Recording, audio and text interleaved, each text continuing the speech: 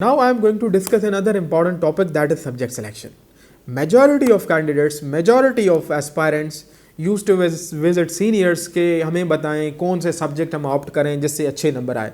मैं कहता हूँ सबसे फजूल जो क्वेश्चन है वो यही है कि आप सीनियर के पास जाते हैं और उनसे पूछते हैं सब्जेक्ट सिलेक्शन। भाई मुझे पता नहीं, मैं एज अ सीनियर अगर मेरे पास एक बच्चा आता है कि सर कौन से सब्जेक्ट उठाऊँ, तो मुझे क्या पता उस बच्चे का एप्टीट्यूड का है। I don't know what is the interest of that aspirant, I don't know what is the academic background of that aspirant, I don't know what is the interest of that particular aspirant in that particular subject. तो मुझे तो इन चीज़ों का पता ही नहीं, तो मैं किस तरह आप लोगों को सब्जेक्ट सजेस्ट करूंगा। मैं अगर इंटरनेशनल रिलेशंस में अच्छा हूं तो मैं इंटरनेशनल रिलेशंस ऑप्ट करूंगा। मैं अगर पॉलिटिकल साइंस को अच्छी तरीके से जानता हूं, I would definitely go for political science, but I would suggest you guys कि वो सब्जेक्ट उठाएं जिसमें आपका एप्टीट्यूड, जिसमें आपका एकेडमिक बैकग्राउंड, जिसमें आपका इंटरेस्ट लेवल, जिसमें आपके स्किल्स सारे मैच हों, और वो सब्जेक्ट उठाएं फिर। या उसके साथ साथ आप ऐसा करें, 5 सालों के क्वेश्चंस पेपर उठाएं, उसके क्वेश्चंस पढ़ें। अगर तो क्वेश्चन जो है फर्स्ट अटेम्प्ट में आप उसको समझ रहे हैं कि यार इसका मैं आंसर दे सकूंगा विदाउट स्टडी कि 10-15%, 20% आंसर कर सकूंगा, और अगर मैं इसकी कोई किताब पढ़ूंगा तो वो सब्जेक्ट ज़रूर उठाएं। उसके अलावा आप वो सब्जेक्ट उठाएं जिसकी कोई किताब, जिसकी कोई बुक मार्केट में अवेलेबल हो और आप वो जाके किताब परचेज कर सकें, और जिसका जो लिटरेचर है वो आपको इजीली मिल सके। तो ये जो है ना बेस्ट टेक्निक है आप किसी भी ऑप्शनल सब्जेक्ट को सिलेक्ट करने के बजाय कि आप सीनियर के पास जाएं कि सर मुझे कौन सा सब्जेक्ट उठाना चाहिए, मुझे कौन सा सब्जेक्ट अच्छा लगेगा। आप उनके पास हरगिज़ ना जाएं, आप सब्जेक्ट अपनी स्ट्रेंथ्स और अपनी वीकनेसेस को देख के आप उठाएं। और इसके साथ नोट्स मेकिंग आपने किस तरह करनी है। देखिए, नोट्स मेकिंग का जो रूल है, आप नोट्स मेकिंग की जो फंडामेंटल्स को कहें वो ये होना चाहिए कि आप लोग फर्स्ट ऑफ ऑल एक 100 या 150 पेजेस की एक कॉपी ले लें, रिंग बाइंडिंग वाली कॉपी ले लें, उसके साथ 2-3 मार्कर्स ले लें, और आप जब भी किसी टॉपिक के बारे में नोट्स बनाना शुरू करें, आपके पास 5-6 के जो साल हैं उनके क्वेश्चंस पेपर आपके सामने होने चाहिए। आपने शुरू करना है कि इस पर्टिकुलर टॉपिक पे क्वेश्चन किस तरह आ रहा है, नंबर 1। नंबर 2, उस क्वेश्चन में आप 5 चीज़ें जो है ना ज़रूर मेंशन करें। आप 5 डब्ल्यूज उसमें किसी ना किसी तरीके से आप शामिल करें कि चीज़ है क्या, वो चीज़ कहाँ है, वो चीज़ कैसे है, वो चीज़ क्यों है, और इस चीज़ में अगर कोई प्रॉब्लम्स आते हैं वो किस तरह उसको रिजॉल्व करें। तो 5 डब्ल्यूज आप जो है ना इनको आंसर करें अपने नोट्स मेकिंग में।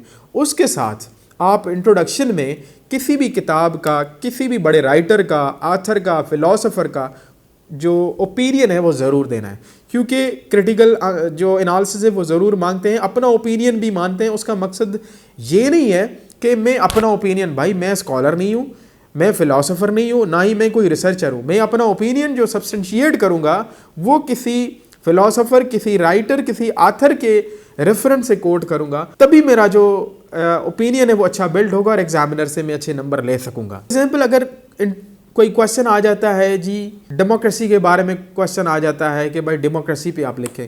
अगर डेमोक्रेसी पे आप लोग रेफरेंस नहीं दे रहे हैं अच्छे किसी राइटर का, आप डेमोक्रेसी पे रेफरेंस नहीं दे रहे हैं, constitutional political history of Pakistan की जो बुक है उसका आप रेफरेंस नहीं दे रहे हैं, और सईद शफकत साहब बहुत अच्छे लिखते हैं डेमोक्रेसी पे, उसका आप रेफरेंस नहीं दे रहे हैं, और Pakistan institute of legislative development transparency इदारा है, उसकी जो रिपोर्ट्स हैं अगर उसको आप मेंशन नहीं करते, सब्सटेंशिएट नहीं करते अपने आंसर को, तो आपका जो ओपिनियन है वो वीक हो जाता है। और उसके अलावा नोट्स मेकिंग में एक ज़रूरी चीज़ है कि आप मार्केट में जाएं और वो जो किताब लें, उस किताब को आप फेडरल पब्लिक सर्विस कमीशन या प्रोविंशियल जो कमीशंस हैं, कॉम्पिटिटिव एग्जामिनेशन है, उनका जो सिलेबस है उसको मैच करें। अगर तो आपका सिलेबस 70-80% उस किताब से मैच करता है, वो किताब ले लें। उसके अलावा जो 30% आपका सिलेबस रहता है वो यूट्यूब पे देख लें, वेबसाइट्स पे देख लें, विकीपीडियाज पे जाएं और अच्छे लेक्चर्स यूट्यूब से सुन लें, तो आपका जो टॉपिक है वो क्लियर हो जाए। Now I am going to talk on importance of English in this entire journey of preparation of civil services, चाहे वो प्रोविंशियल हो चाहे वो फेडरल लेवल पे हो। Is a mega project of the journey. अगर आप लोग इंग्लिश में फेल हो गए तो आपका सारा जो अटैम्प्ट है वो काउंट होगा फेलियर। इंग्लिश के लिए आप क्या करें, अगर आप लोगों की रिटन जो है वो वीक है, मैं सजेस्ट करूंगा कि जो अच्छी बुक्स हैं ग्रामर की, रेनन मार्टिन की किताब है वो आप थारोली पढ़ें, रामन मर्फी की किताब है वो आप थारोली पढ़ें। और अगर आप मज़ीद अपना रिटन एक्सप्रेशन इम्प्रूव करना चाह रहे हैं, डॉन अखबार जो है उसमें 2 आस्पेक्ट, एक ओपिनियन बेस्ड आता है, दूसरा आता है एडिटोरियल्स।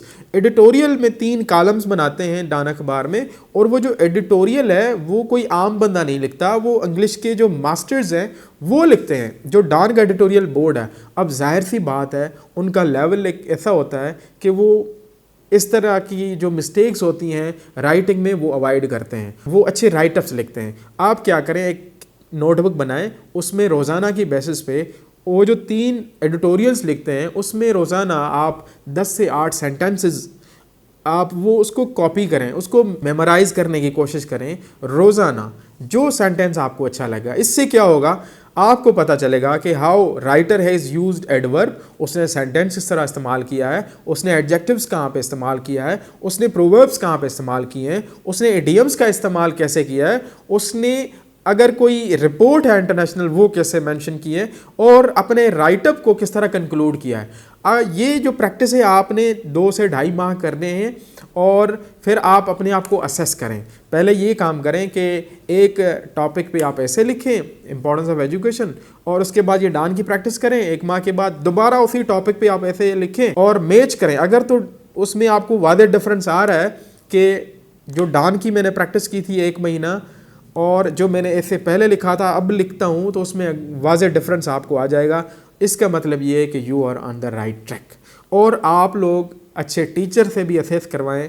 और इस हवाले से एकेडमीज़ के बारे में मैं आपसे बात करूँगा कि बिल्कुल आप एकेडमीज़ में जाएं, क्योंकि जो एकेडमीज़ हैं वो आपको कॉम्पिटिटिव जो एक एनवायरनमेंट है, एक एम्बियंस प्रोवाइड करते हैं। वहाँ पे आपका शेयरिंग ऑफ एक्सपीरियंस होता है with a different bent of mind, जो डिफरेंट एस्पायरेंट आते हैं। वहाँ पे जो लेवल ऑफ कंपटीशन है वो इन्हांस होता है, और आपको उनको सारों को आगे जो है ना, और आपके पास एक फीलिंग आती है कि यार मुझे इस कंपटीशन लेवल में आगे जाना है। तो आप अच्छी एकेडमीज ज़रूर ज्वाइन करें।